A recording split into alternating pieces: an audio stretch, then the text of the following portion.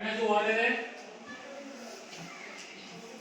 MS ওয়াৰ্ডৰ দ্বাৰা যদি আমি 10 জন মানুহক একেলগে এটা লেটাৰ পঠিয়াব লাগে তেনেহলে কি আমি পঠাব পাৰিম হা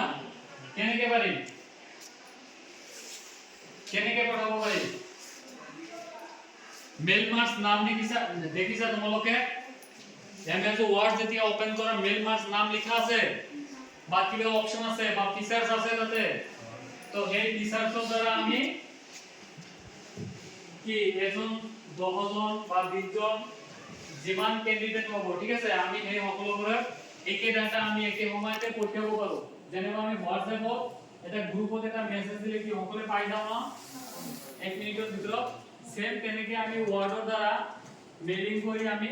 ডাটা বা কিবা এটা যদি শেয়াৰ কৰিব লাগে তেনে ক্ষেত্ৰত আমি মেইল মাৰ্জৰ দ্বাৰা শেয়াৰ কৰিব পাৰো হয়নে ট্ৰাই কৰিছা কেতিয়াবা